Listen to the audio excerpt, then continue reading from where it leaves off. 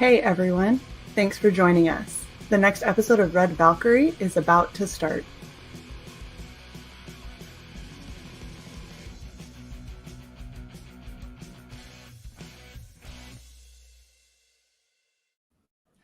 Hey everybody, welcome again to another episode of Red Valkyrie. I am your host, Shae Zombie, and I am here with the super awesome and amazing Ryan Haack. How are you doing, sir? Very good. Thank you for having me.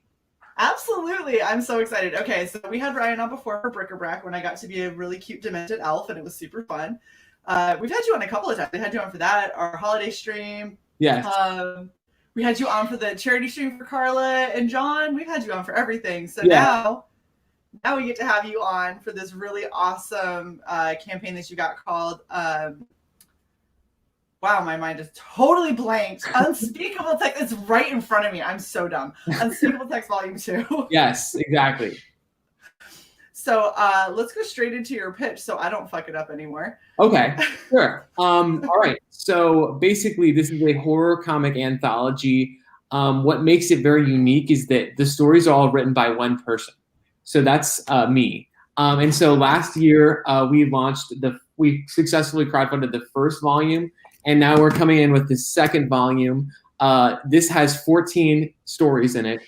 8 of them are short comic stories. 5 of them are prose stories. And then there is a section of a graphic novel inside the book. So it's like we wanted to kind of add something that people can look forward to the next time and continue to. So we have completed stories and then a story that will continue in the subsequent volumes. Kind of like in the style of, some of the old fiction or romance novel or horror story, even like short story collections that would be published monthly or whatever, however it is in the 20th century or whatnot. So we kind of want to go back to those. And basically they're all suspense stories, kind of in the light of the Twilight Zone, or if you're familiar with Gene Colan's Tomb of Dracula, I'm just using that example because it's a comic book and it does share the same kind of tone we're going for. The stories, many of them are self-contained, but a lot of them have to do with this underlying connection, which is the Unspeakable Text. It's a book that collects stories that are supposed to be hidden from the world. And the stories that are in this book are basically those stories. So that's the whole concept of the anthology. It's just a more connected anthology because it's written by one person and it has that interconnectivity with the book and sometimes the book is in some of the stories and makes appearances in some of the stories. And it's just a fun, I get to collaborate with with this one, 9 different artists, with the last one, 11 different artists. 21 artists altogether, I think. 20 artists altogether. Really fun, exciting stuff. This is awesome. So I think the thing that made me be like the insta-back the second I got the notification from you is the fact that something that Red Valkyrie does is we try to get as many eyes and help support as many indie creators as we can. And that's exactly what your book is doing, which is exactly so cool.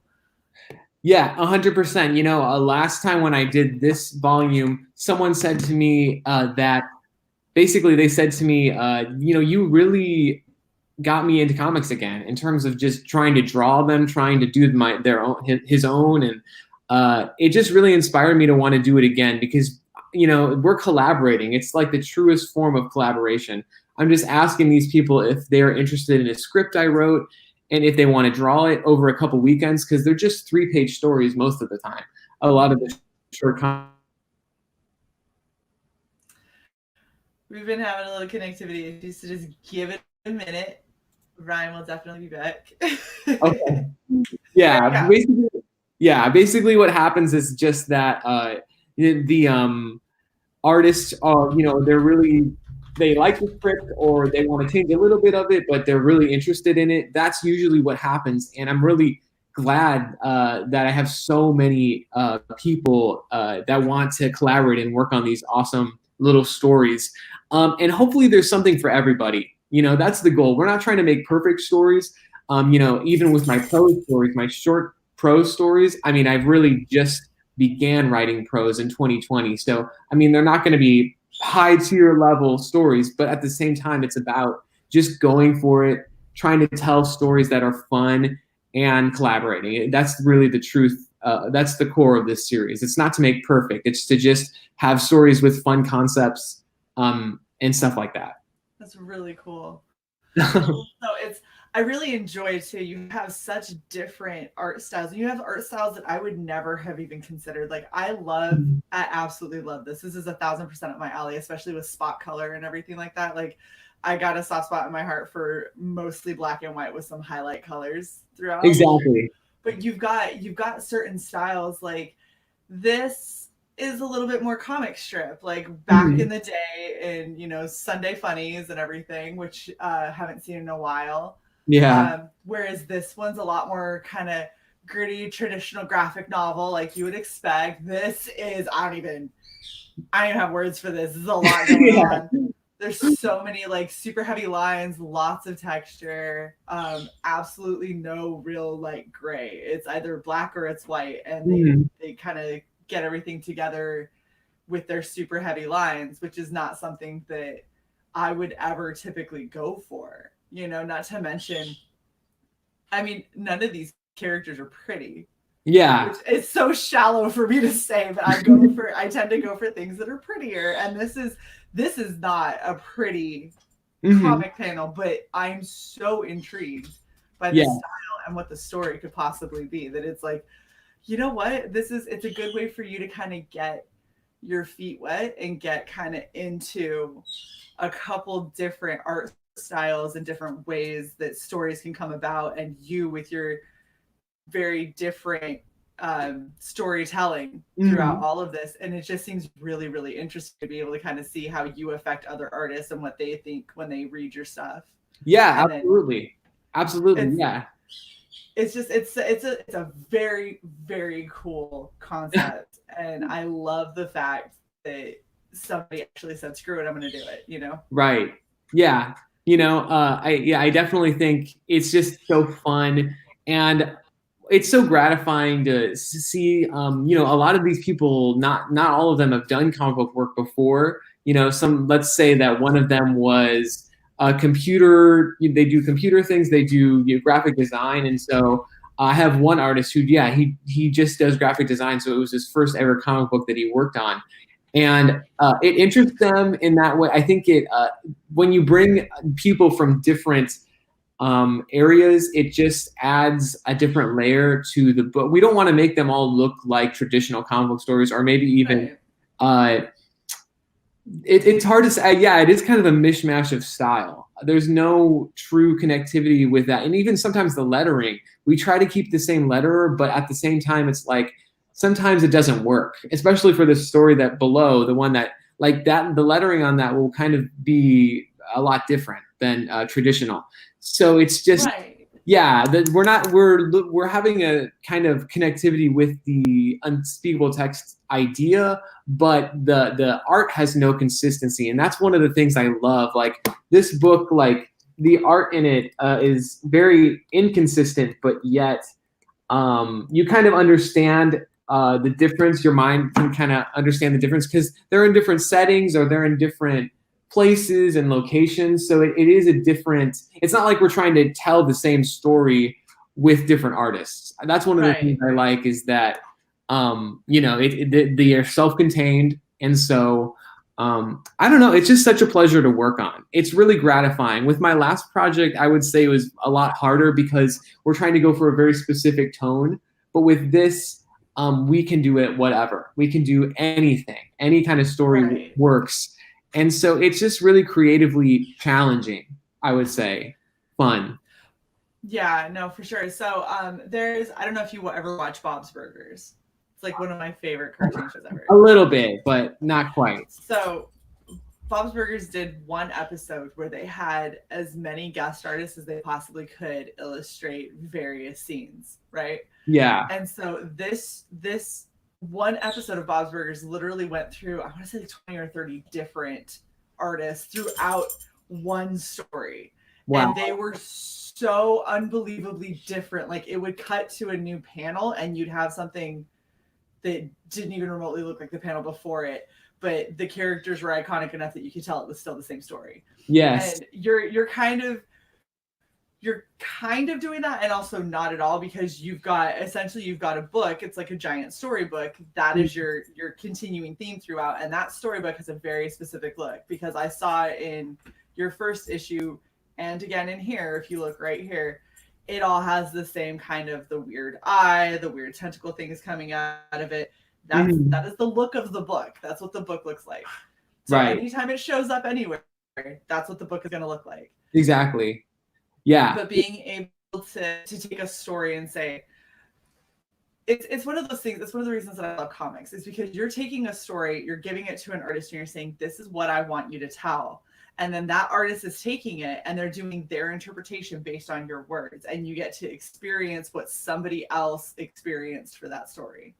Yeah, absolutely. Yeah, 100%. That's one of the funnest things to do is, write a script and then just kind of send it off into the ether and see what happens. And sometimes most of the time, it really adds a new depth to the story. I wrote a 3-page story that someone wanted to make into 11 pages.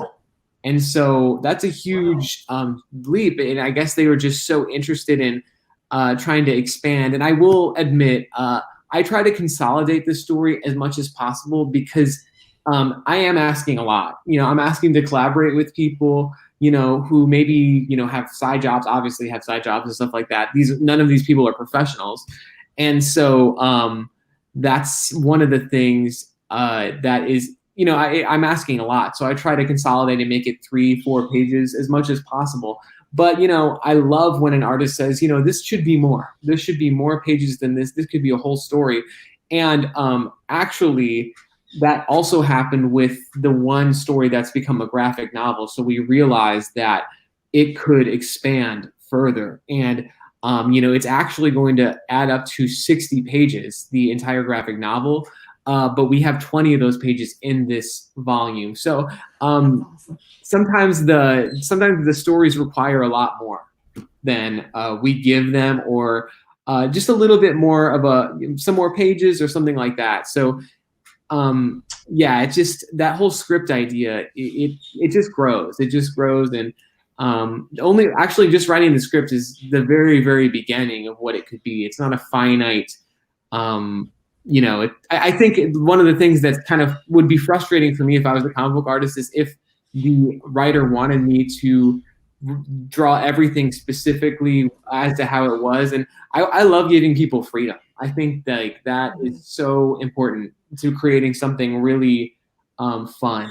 And, you never know what you're going to get. Right. Well, and the thing is you gotta keep in mind that a writer, obviously, when you write something, you have something very specific in mind, and that's where your mind has gone with it. But you're collaborating with other creatives, just like, I mean, it happens in everything. If you look at the cosplay that I end up coming up with off of other people's comics, I end up picking things that people didn't even think about. Like I find a random thing for this one. I literally went, oh, this dude right here on a ship. And I was like, cool. I'll be a ship hand because what else? Yeah, why not? Right? Exactly. I can be a ship hand right now. That's easy. Yeah, absolutely. But there's things that people will create and that somebody else with a creative mindset will look at and go, oh my gosh, this would be so cool. And I could do it like this. And this is how this could happen. And this is how it could evolve. And being able to see your creativity inspire somebody else and what they bring to the table for it. That's one of the coolest parts of kind of having this community, especially when you start doing collaborations. So I'm so happy that you have so many artists in on this. That's super cool. Okay, so before we go over, because one of my questions is going to be for you to give us a little synopsis of all of these stories. Before we go over that, I want to go over your tiers because I want people to know where they can, at what levels they can back. Yeah, absolutely. So with that first one, the Unspoken, I just used the same names as my other campaign. I was just like, I'm not going to create brand new names. So Unspoken Yeah, is you get this volume and the new volume together, and the digital counterparts. And so I went really simple with these perks. I didn't want to create t-shirts, although that's cool. I think it kind of distracts from like what we're really trying to do. And so, you know, yeah, so, or bookmarks. Bookmarks are cool, but at the same time, it's like every campaign seems to have bookmarks these days. So I just wanted to go with the main book. And so digital offerings, mostly for those people who are international. I had last time people want, digital because there's like, I can't back this book at this level because it's just too expensive for shipping. And it makes sense. It does make you lose some money, but at the same time, it's like, you never know, that person could translate into someone who backs your book for an original page, or you just have to, serve the audience. And then Digital Duo is the same, but with the first volume, which a lot of people who have backed my book should already have. But if you don't, yeah, there it is. And I didn't. You didn't? No. I think I gave it to everyone. I had Bric-a-Brac. I got your Bric-a-Brac like all the way up there, but I didn't get. I missed this one the first time through. Okay. Yeah. So I was happy for that Duo one. Yes. So, and then there's Screwloose, which you just get a physical copy of the volume, and then you can finally get all my books in the last one and their digital counterparts. So yeah, that's a really, really fun perk too, because I just felt, we should definitely, since I have 3 books now, I think it's time to like have a catalog of books. Yep. I gotta point out the really horrible pun that Solion did. The first cover really draws the eye, but that is I don't even know what to say to that. I know. I was just like, yep. That's kind of the point. Okay. So, because all of your tiers are super straightforward, do you have plans for stretch goals if you end up meeting? Like, I know that right now we're a little bit of a ways away. We still got 15 days left. Yeah, and again, if we don't make it, I'm just gonna keep going. I'll redo it on Kickstarter or whatever. Like I don't.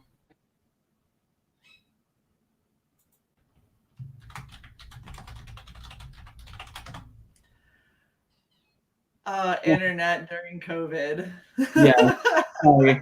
But yeah, like I said, like I'm just gonna, even if we fail, I'm just gonna keep going because that's just my personality. But also at the same time, it's like there's so many people who really want this.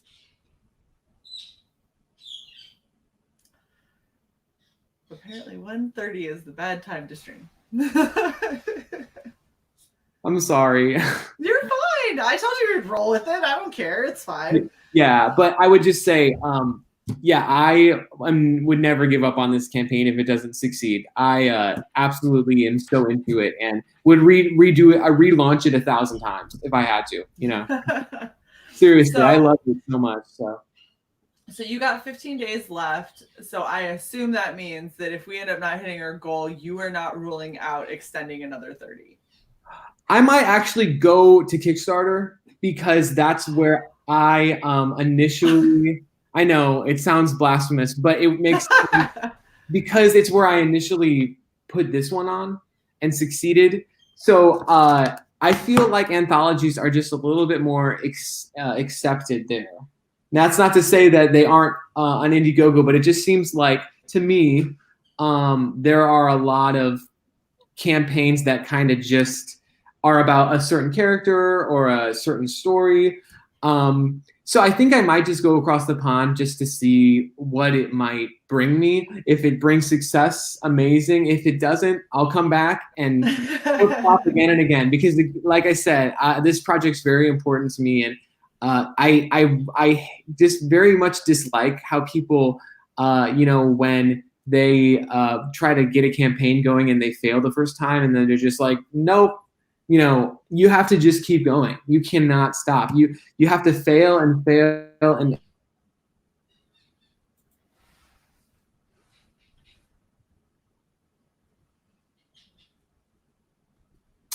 Sorry. You're fine. Especially No. with having so many great creators on this project Right. with me and supporting me to do this, I would never surrender a campaign. So that's just a little thing I've been thinking about. But so then something for everybody out there is, if we want to get this kind of goodness on IndieGoGo, you need to go back it on IndieGoGo while it's here. Exactly. If Ryan isn't feeling the love and support, you can't blame him for going to where he did find it before. And honestly, it's a really creative and a really interesting project. I'm really, really excited, and I hope that it comes through spectacularly for you on IndieGoGo. I think we just need to get you a little bit more visibility on it, because I know a lot of people got the initial notification, and then a slew of other projects came out at the same time. And I think that that's just Unspeakable Text just kind of got buried. And I exactly. No, you're totally right. Yeah, no, but you know what? We never give up.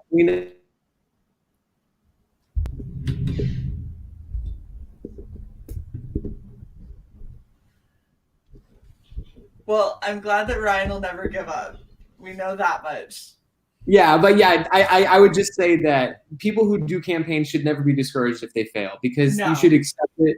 And it's just a month. I mean, like, that's not a big deal, you know? Like, a month goes by in such a quick time. So people put too much stress on themselves, I think, to get a campaign to succeed, especially when they're starting. So, you know, maybe I should go audio only. That's what someone's suggesting. Do you think I should do that? Okay, I'm going to stop. Sure. Okay. Fine with me. I don't care either way. I'm used to being the only one on camera. Okay. Thank you. I appreciate it.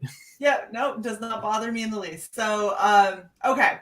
So one thing that I did want to do, and I need the audience to start thinking about whatever questions you might possibly have that you want to ask Ryan specifically about Unspeakable Text Volume 2. But if you have questions about Volume 1, definitely bring those up. He also does have a tier where you can get Bric-a-Brac. So absolutely. I'm just saying. But yeah, so one of my questions. So you have, what did we say? There's 5 short prose stories. There's 8 short comic stories, and then the first act of a graphic novel that's all in color within this book. Yes. Okay. Can we get a very brief synopsis of what these stories are covering? So, like, what are the 8 stories? What kind of stories are we looking at? Yes. Okay. I know it's a lot. It's a lot of stuff. So it's good. Okay, so the story with the weird art that we were kind of looking at, the art is done by my friend Carlos, and it's a story about in Chicago in the 1970s. There is this common thought amongst crime mob bosses that during the winter, this being basically kills these crime bosses, and so a lot of the bosses go to vacation spots during the winter so they get away from the cold and, escape this Mr. Frost being that apparently kills mob bosses during the winter. And one very unlucky mob boss just, he leaves a little too late and his flight gets canceled and he has to stay in Chicago during the winter. So he meets this being and this Mr. Frost being who kills and takes vengeance upon people who are crime bosses or mob bosses or anything like that. And it's a super fun story. This is a story that was 3 pages, but then became 11. So that's one of the really cool stories. It almost could be its own little movie. But yes, this is a story about a man who can only look forward. He can only look in north. He can only look in one direction. So that's why he has horse blinders on. If he looks behind himself, he will see demons that will basically cause him to freeze in place. And, kind of like that, I think it's a biblical story where one character, they can't look back at a city or something, and she does. Yeah, and she does, and then she turns to stone. Exactly. So it's the same idea. But throughout his entire life. So he goes on this expedition to just keep moving north. So maybe he can find some new home or some new place to find solace, and it doesn't end up very well for him. But I love that story. That's a really fun one. I really like the representation of it, and I like the little blinders and everything. I was really wondering what that was all about. So yeah, glad we got that story. This is one where basically a math teacher finds that his children are struggling with this math problem, and it's because the math problem doesn't actually make sense. It's like irregular, and so the math teacher basically kind of feels bad for the characters within the story, the math problem, the word problem. And so he basically writes himself into the word problem, and he tries to interact and tries to meet these people in the word problem and, you know, fix their lives up, because he visits the world and it's all jumbled. It doesn't make sense. They can't speak, or they say words backwards, it's just a broken world because the math problem doesn't make sense. And he tries to fix it, but it ends up just crumbling in front of him. And he comes to the realization that he should just leave it alone. And so that's a really fun story, though. I love that one. Okay. And then what are your other ones? So those are the ones that we have a little bit of art for. Yeah. The one at the top is actually the very first story, and it does follow the Unspeakable Text on its way from Europe to North America. So all of the stories in this book, to keep it kind of consistent, they all take place in North America. So last time we had them take place in Europe or Asia or Japan, but this time we are trying to go with a thread, a very consistent thread. So that's just one of the ways we're trying to keep the stories a little in the same universe. And so this one just follows basically the Unspeakable Text going from, like I said, Europe to America, and these guys who are scrubbing the bottom of the ship find it and open it and read the stories, which is something you're not supposed to do. The stories are supposed to be hidden, and that's for a reason. And so when they read the stories, they basically, the text, it's sentient, so it takes control of them, and it basically manipulates them, and it manipulates the captain and gets them basically, you know, to where it wants them to be. And so it can, you know, go about whatever the Unspeakable Text wants to do. It needs to collect a certain story in a certain area, so it needs to go there, or whatever it may need to do. And so that's a really fun story. Okay. And then there is another story dealing with the Unspeakable Text. I've been sharing some of it on Twitter. If you follow me on Twitter, I think I've shared pretty much most of the art from the stories. It basically deals with Ichabod Crane was one of the scribes for the Unspeakable Text. He wrote stories for it after that day at Sleepy Hollow. So he was like, you know what, I'm a scaredy cat, so I'm just gonna. He finds the Unspeakable Text, and he's like, I want to write for this book, and write the stories and events that it needs me to write for it. Basically, it takes control of him, and so. It's a really interesting story, kind of blending it in with a folk hero that we know in American literature, very famous. So again, going with that North American theme. And the other stories, there is one that deals with it's kind of a reinvention / inspired by another Bible story. It is inspired by the story of Joseph and the Pharaoh. And so it's modern day retelling sort of, but it has a definite twist where this farmer basically gets these visions that he's going to have 7 years of, famine, 7 years of, this sort of thing with that story. And he basically tries to preserve all his plants by making this, like shelter, a bomb shelter, basically. And so God doesn't like that. And, we kind of see. So a lot of these stories are just really, really fun, deal with a lot of unique situations, unique characters. And again, like with the Twilight Zone, you know how in the Twilight Zone, usually a character learns a lesson, or we either learn to like the character and they have a happy ending, or we learn to really not like the character. It's very much like that. It's very much like those are how the stories are really set out. We're just trying to make people think, and not trying to like teach them anything or preach at them. It's just the idea is just to look at these characters and the unfortunate things that happen to them, pretty much. And kind of give them a little bit of insight. Like sounds like you're trying to spark a little bit of introspection in some people, which is kind of neat. That's actually Yeah, something that absolutely. I think should Yeah, happen that's more. what's entertaining most about the Twilight Zone is how it makes you think. It's not about Right. the horror or whatever. It's not like the gore. It's the concepts. Like when you really think about those episodes, it's like I think about the robots that are in that one episode where it seems like the robots are invading the woman's house, but actually it's the other way around, or all that kind of stuff.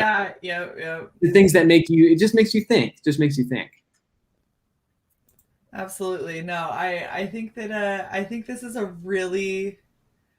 um this is a really interesting concept, and I super hope that you end up getting funded, because this, not only is this such an interesting concept, and I like the idea of having like kind of short, concise little stories that, I personally, I've got like 3 jobs. I'm running around all the time. I'm trying to, take care of a house. I got animals. I've got work upon work upon work, and I'm doing stuff like streaming. I'm doing stuff with other creators.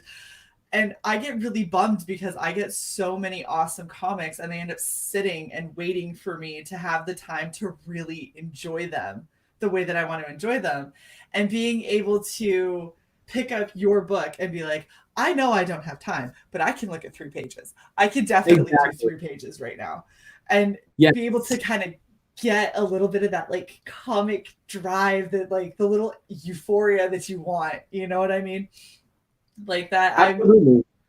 I'm super excited. And I also love the fact that this is something that you've collaborated with so many different artists on. And instead of it being you and one other person or 2 other people as your creative team, like you're really trying to help support a lot of indie artists, and you're trying to help make sure that they're getting out there, that they're getting paying gigs, they're getting, exposure and things like that, where other people can kind of see their art style. And I love that. I mean, if you've ever followed me on Twitter, you look at my Twitter banner, that's exactly what I'm doing there. That's what we're doing with Red Valkyrie merch. It's the same idea. And I love the fact that somebody's taking it to a graphic novel.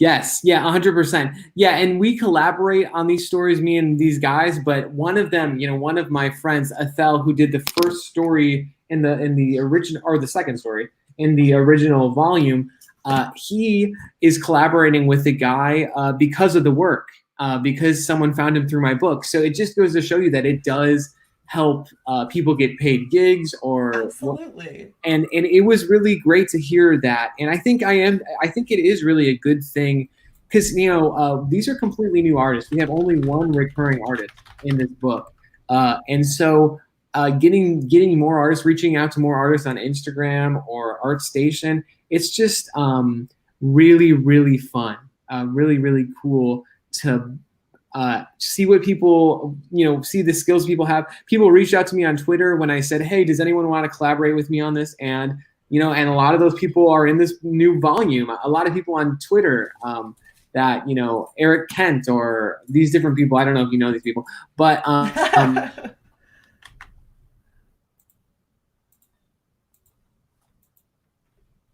and we are losing you right now, Ryan. Try one more time.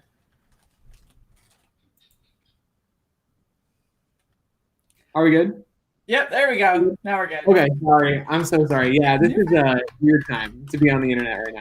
But I just really like the idea of doing this, and then they get a couple of compliments or whatever, and that just, they get to say, oh, I did this, and I think way more people should do anthologies, because they are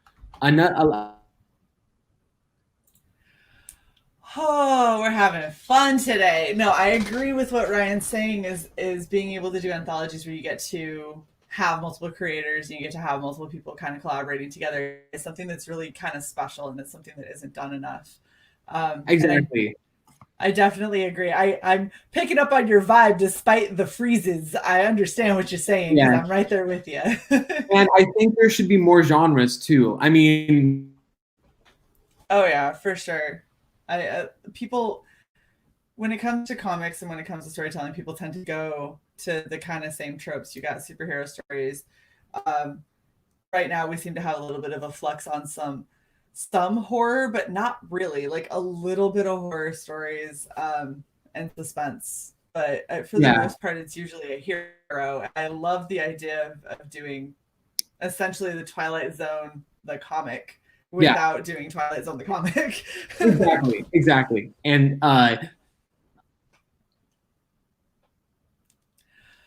oh, we might have to drop and come back with the way that Ryan is freezing every 4 words. So I apologize for this. Yeah, let me do that. One moment. Right. Let me do that. Whew, that's the bad thing about when we up is I end up being big. So I apologize that everyone has to stare at my ugly mug right now. But definitely love the idea. I think that this is probably one of the coolest things to have so many different stories in one collection. And the fact that there's all of this is offered 85 to 90 pages of content where you're getting so many different stories that you get to check out, which is amazing and definitely something that I think more people would enjoy. Yes, yeah. So I hope. Welcome back. Nope, it is not even remotely better. Oh, terrible. Well, if anybody has any questions, post them in the chat and I will try to get them to Ryan. We will make this work. Worst case scenario, post your questions and we can start a thread on Twitter and he can answer them there too. Yeah, sorry about this, guys. Oh my gosh, it's. You know what? In all honesty, if we're gonna be wholly honest, the fact that we were trying to stream during COVID when everyone else is here, the fact that YouTube is throttling the crap out of everybody whenever we do something like that, there's only so much that we could really expect to have happen. Right. So this is fine. Yeah. I thought I had okay Wi-Fi, but I guess it's not enough. Hey, I had to increase my Wi-Fi and I still freeze, so I don't even know what to tell you. Like I'm sitting here with 10 times what I had before and I still freeze like frequently, especially if I'm streaming after 11 for whatever reason. Yeah, exactly. I would love to see any kind of different anthology. I mean, they do have a lot of Lovecraft on Kickstarter, and I like that. But again, I think that there should be a lot of different kinds. I think there should be a lot of. I agree. Well, and I also would like to kind of point out, I know a lot of people go for Lovecraft. Lovecraft is really hard to do right and have it not turn hokey and have it not turn into something that is either incredibly formulaic or just doesn't make any logical sense at all. And just because, Lovecraft would talk about angles that were acute but behaved obtuse, and people are like, well, that doesn't make sense. Like, right, but in your mind tries to warp around that. You can't be like, this dude had a tentacle arm and also a hoof. And you're like, okay. Yeah. Like, I'm not following how this is helpful or remotely good to your storytelling. So good storytelling is really hard to find. And I think that especially if you've got writers who are trying, like I'm a writer who's trying to kind of break into writing again. And I think it would be really, really cool to start with something small like an anthology where you could do a couple of small stories together and eventually have it all kind of come together into one big thing and see if you can kind of get your feet wet in writing again. Yes. Instead of trying to take on a full book right away, because that's really difficult. Right. I'm actually not sure, Solon. Do you happen to know if Professor Geek did an anthology book? I didn't know he did any book, to be perfectly honest. But that would be pretty badass. I love the idea of anthologies. I always have. It reminds me of, when I was a kid, they used to collect all of the fairy tales and like the little Jack Horner and all that kind of stuff would be in one book. And I used to sit down all the time with my grandma and read them. And it was always so rewarding to do. And it was so much fun because you felt like you got so many different stories. You got to go on so many different journeys in such a short amount of time. Yeah, that's the true magic of them, I think, is that, you can just go to so many different places. And hopefully, most of the stories, they try to have a satisfying ending or a punch.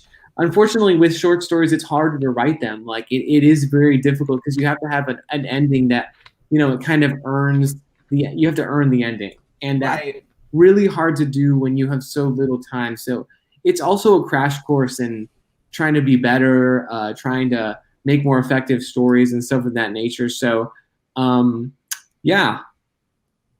That's awesome. Well, I know that this is probably getting cut short a little bit thanks to wonderful internet and horrible technical difficulties. And, you know, there's not a lot we can do about that. But I will say I am so happy I was able to get you on. I loved the idea of this book. The second I saw it, I made sure to back immediately. I got lucky. I got #1. I'm so happy. Look, that's a point of pride for me, damn it. Yeah. No, it's an awesome thing. It's an awesome thing. But I love the way that you're kind of going about this, and I love the fact that this is something that you're trying, and it's something that you're not going to give up on, because it may not be everybody's cup of tea. It may not be what people are comfortable with just yet because they haven't seen a whole lot of them. So Ian did say, so he had an anthology called Tales from the Stacks, which had a lot of stacked women. I appreciate the pun. That is phenomenal. Damn it, I wish that I didn't miss that one. I'm gonna have to talk to him and see if he's got any back issues that I can that I can buy off of him. But that is super awesome, and I love that you're giving this a shot. I definitely love that you gave it a shot on IndieGoGo. I know that some people are weird about Kickstarter. Personally, I don't care as much. I don't like some of the stuff that Kickstarter has done. I've seen IndieGoGo do things that I'm not a fan of either. So I'm more about wanting to support the artist who has their campaign going, and this is definitely one that I think should be backed and supported. So if you have not backed Unspeakable Text, please go check it out. Raster recommends backing it. He said it was cool and entertaining, which is super awesome, unless he's talking about the other one. Either way, go back these anthologies. These anthologies are awesome. Yes, and thank you so much for having me on. And despite the issues of the internet, thank you so much for being the first person to back, and it means a lot. It really does. Absolutely, no. In all honesty, I like your spunk, and I like your personality, and I love the way that you're kind of going about all of these campaigns. And you did not disappoint with Bric-a-Brac, so why would I not back you? Thank you. So please. All of the links are in the channel description. They are also up in the chat. Make sure to follow Ryan on Twitter, and don't forget to follow myself and Cyborg Valkyrie, my co-host, who unfortunately is chilling in Thailand because that's where she goes to hang out to get away from COVID before COVID breaks. But oh, good, I was right. It was for Unspeakable Text. Good, yay! I didn't misattribute somebody's comment. But yes, thank you all so much for coming out. If you guys have any more questions for Ryan, please feel free to hit him up on Twitter. If you would like, I will start a thread that will have this video and anything else that you guys might want. Just go ahead and post in there. Ryan will be more than happy to answer. And don't forget to like, share, and subscribe to our channel. I will check you guys later. Thank you so much.